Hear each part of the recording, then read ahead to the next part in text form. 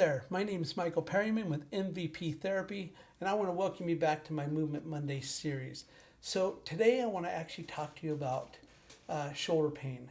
And before we get into that, let's kind of review the structures of the shoulder, because actually a lot of people don't realize how much the shoulder actually incorporates. There's actually many joints, including that the shoulder incorporates. So, the first thing that the shoulder incorporates is the upper arm bone or the humerus.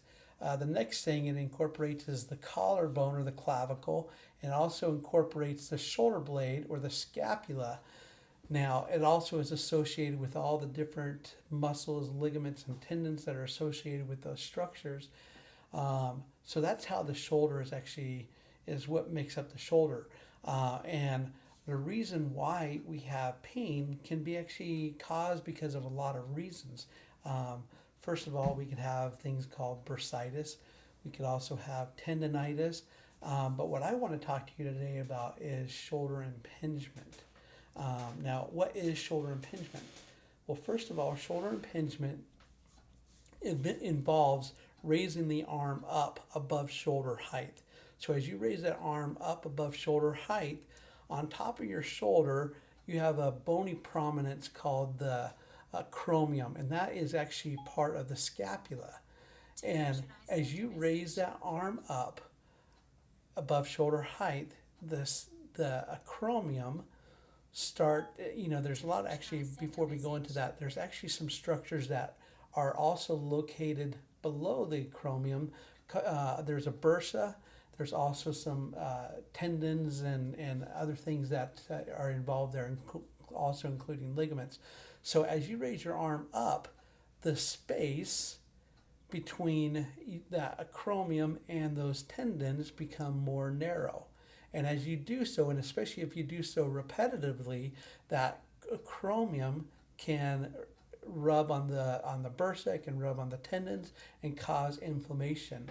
And as you cause more inflammation there, you're decreasing that space that you have to be able to raise your arm up fully above your shoulder.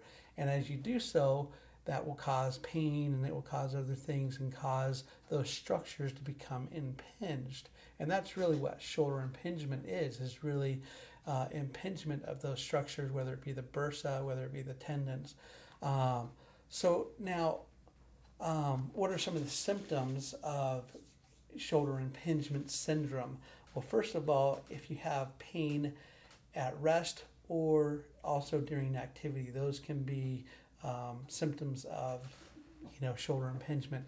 Also, pain that starts out here on the front of your arm, kind of radiating to the outer part of your arm, that can also be another symptom. Anytime you have pain, that's also when you're lifting or when you're reaching, those can be symptoms of impingement syndrome. And of course, athletes that their sport involves them to raise their arm above their shoulder, like pitchers, throwing a baseball, tennis players that are serving, they have to get those arms and those hands up above their heads and above the shoulders. And as you do so, if you have pain while performing those activities, those can be signs and symptoms that you might have some mild impingement there. So what can we do about it? Well, the first thing I would tell you, and probably one of the biggest thing that incorporates part of the treatment plans of anyone that has impingement, is rest. Anytime you have impingement, you obviously have inflammation, you have pain, so rest is your best option. Try to avoid those activities. Try to avoid getting your shoulder above shoulder height or your arm above shoulder height. If you have a job that requires you to do so, talk to your boss. There might be other avenues there, but anytime you can avoid getting your arm and your hand above shoulder height and resting that shoulder, that's going to be beneficial to you. Other things that you can do are obviously any kind of anti-inflammatory supplements. And I kind of say supplements before I would say medicines, because I'm more of a advocate of using foods as medicines. So any of your foods that are high in anti-inflammatory process, properties, like turmeric is a really, really big one. That's obviously a route you can go. If that's not available, then of course all your NSAIDs, your steroid anti-inflammatory drugs like ibuprofen are beneficial. The next thing that you can do is stretching. Stretching is so important with any sports, with anything that we do.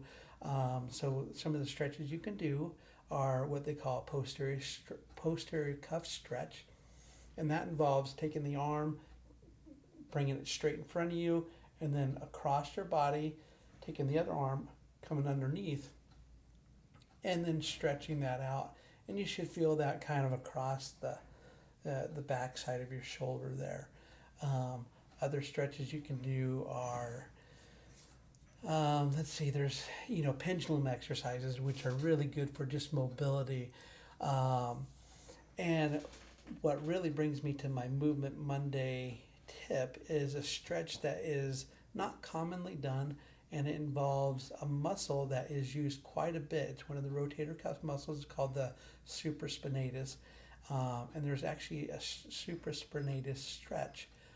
And what I like to do is to stretch that out is if you take the affected shoulder, so let's just say I'm going to stretch out the left side. This is my affected shoulder. So I'm going to take this arm and I'm going to gently rest my hand on my lower back. Then I'm going to take the other hand, I'm going to reach across here, and I'm going to grab my elbow, and I'm going to gently pull forward. And you should feel that stretch right there on the back side of your shoulder. Now, I also feel it here, and that's because I'm really tight in the shoulders. And so a lot of times you'll feel stretches in other places because those muscles and those tendons are also very tight. And so sometimes it takes loosening those up before you will feel it there. So other things you can do, like, well, for me, if you feel it in the front side, obviously I'm real tight in the chest or the pec muscles. So you can obviously do pec stretches, and that's also going to be beneficial for shoulder impingement. But again, try this stretch out. Again, my name is Michael Perryman with MVP Therapy. Again, if you have any questions or concerns, have any thoughts, please drop me a comment below. Don't be afraid to reach out to me. You can always call me at 480-532-1219. Check out my website at www.mvptherapyaz.com. And I would really appreciate if you like my Facebook page, because my Facebook page is actually a great place for information where not only can you book an appointment on my Facebook page, but you can also find other great information, like if I ever write a blog or if I'm making posts or other tips that I might give. This is a great way to stay in contact with me. So like my page. Don't be afraid to reach out to me if you have any other questions or concerns. Again, I appreciate you watching my Movement Monday series this week. Try this stretch out, and until next week, I'll see you guys later.